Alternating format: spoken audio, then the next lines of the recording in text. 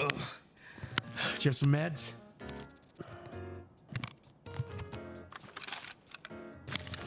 Call an ambulance. Medical items are essential to your survival and escape from Tarkov, and knowing exactly what each one does will take away any guesswork in the heat of battle and help you make faster decisions during a firefight. In this video, we're going to go over all of the different medical items currently in the game and what each one is used for, and a few tips and tricks to help you get the most out of them during your raids. Almost every medical item in the game can be purchased or bartered for from the therapist as you level up your loyalty and finish tasks with her, and many of them can also be crafted in the medical station in your hideout. Since the crafting recipes, barter trades, and item availability on vendors are frequently changing, we won't go over the specifics of those too heavily, but I would encourage you to check the therapist's stock every time you level up your loyalty with her, and use what you find in raid along with the flea market to fill the gaps in the meantime. Just make sure you check the orange durability number on a medical item before you buy it to make sure it hasn't mostly been used up already. Let's start with the hit point restoring medication at the top here and work our way down the list. The AIT Medkit is one of the most common medical items in Escape from Tarkov. Now when we inspect it by double clicking, we see a use time of 2 seconds, a hit point resource of 100, and then it removes radiation exposure. The radiation intoxication are effects not currently implemented as of patch 12.2, so going forward we will ignore any mention of these two conditions. One thing that's not mentioned here on the inspection screen is that this kit can only heal up to 50 hit points per use, meaning if my right leg, which has a maximum of 65 hit points, gets blasted all the way down to 5 hit points, I can only heal it back to 55 hit points in one use of the AIT Medkit, and then would have to heal it a second time to fully restore the limb. Now this item claims to have a 2-second use time, but this does not account for time spent pulling the kit out and putting it away before your weapon is ready to fire again. Son of a...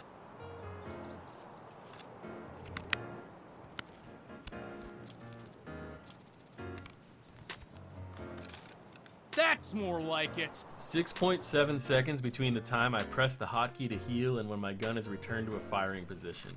The actual animation speed varies per item, so just keep this in mind as we continue. Nice move. The car first aid kit has a hit point resource of 220 and can stop blood loss at the cost of 40 hit points from the medkit's total. This kit can heal up to 70 hit points in one use, which might seem almost irrelevant since the thorax is the only part of your body that has over 70 max HP.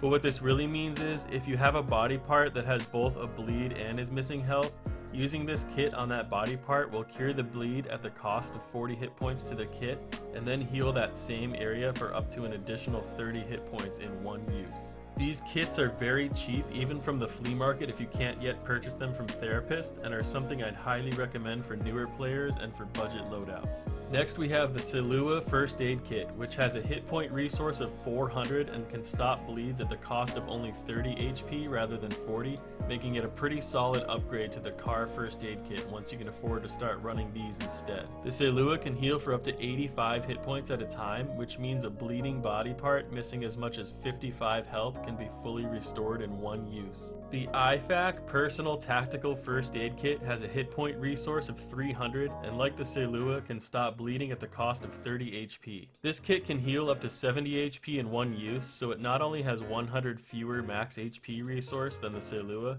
but it also can't heal as much in one go and costs nearly twice as much to buy. The advantage, however, is that this kit only takes up one inventory slot, which makes for a great backup med in your secure container, and can also be bound to a hotkey from your pockets. Speaking of hotkeys, you can bind any medical item to a numbered hotkey between 4 and 0 on your keyboard by hovering your mouse over it and pressing the desired number, or by clicking and dragging the item to an available slot down below.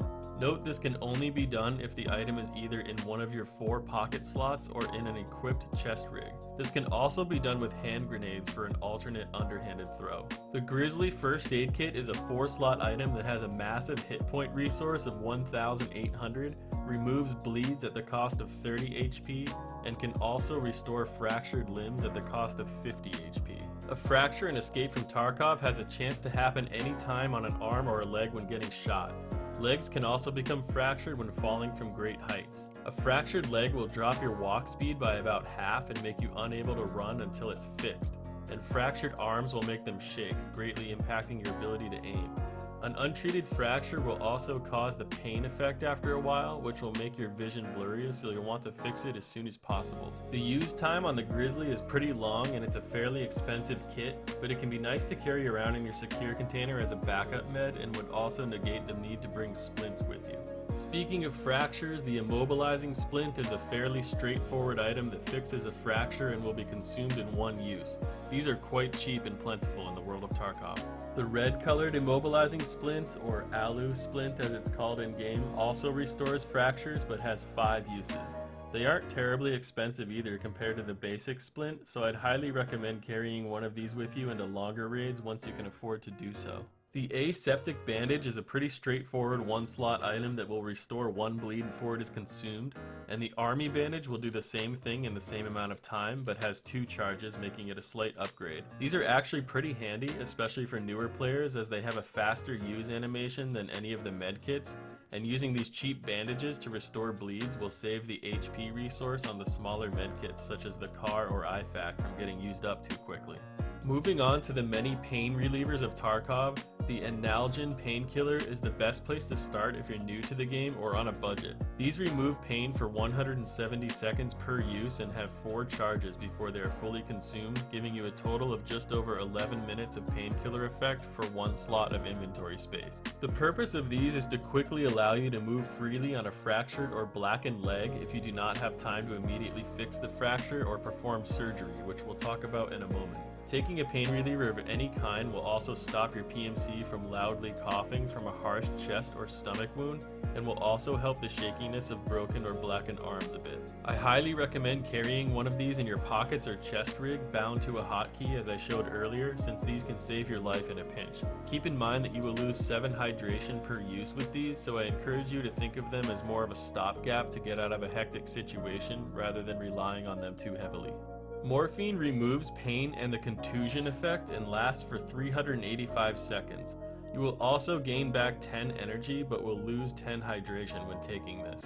A contusion in Tarkov muffles your audio and reduces your vision by 33% for 60 seconds, which is typically caused from surviving a shot to the helmet. Morphine injectors are pretty expensive and only have 1 use, but the animation is very fast, making them great for PvP if you can afford them. If you are new to the game, however, I highly recommend keeping morphines that you find and sticking to one of the other painkiller options, as there are currently 2 different tasks that you'll get later which require a total of 9 found in raid morphines between them, and you can turn these in even if you find them before you actually have the task.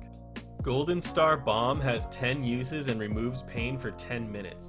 It also gives you 4 energy back immediately when used, and another 1 energy and 1 hydration per second for 5 seconds. This is the only pain medication in the game that actually gives you hydration back rather than taking it away, and is currently my go-to backup pain item in my secure container. The use time on this one is pretty long, however, so I recommend using it only during a safe moment to refresh the painkiller effect on your PMC rather than using it during combat. Vaseline is fairly similar to Golden Star, as it also has 10 uses as a 1-slot item, but the painkiller effect isn't quite as long at about 8 minutes and 20 seconds, and using Vaseline takes away 2 energy and 2 hydration. Like the Golden Star, this seems best used from your secure container during a safe moment rather than in combat. The ibuprofen painkillers have 12 total uses and also grant the painkiller effect for about 8 minutes and 20 seconds. Using these will take away 5 hydration and will also remove any muffled audio or blurred vision from a contusion. Like the last 2, these have a longer use time and seem best saved in your secure container as a backup painkiller to help you get through longer raids. The Augmentin antibiotic pills strike me as an item that may still be a work in progress, as they have an almost identical model to the ibuprofen, but for some reason only have 1 use rather than 12.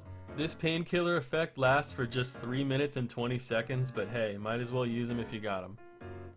Let's talk about surgery kits for a moment, as this is a recent and much anticipated addition to Escape from Tarkov as of patch 0.12. Surgery kits are used to restore a limb that has been completely blackened out to 0 hit points, which means they can no longer be healed back up by using standard hit point restoring medkits. Using one of these surgery kits will restore an arm, a leg, or your stomach back to 1 hit point after a very long animation at the cost of some max health to that body part. Of the 2 surgery kits currently available in the game, the CMS kit is likely the first of these that you'll come across. This kit takes up 2 inventory slots and takes around 16 seconds to use and can be used 5 times before it is fully consumed. The Serve 12 Field Surgical Kit takes up 3 inventory slots and can restore a blackened body part 15 times before it is fully consumed and has a slightly longer animation time than the CMS kit.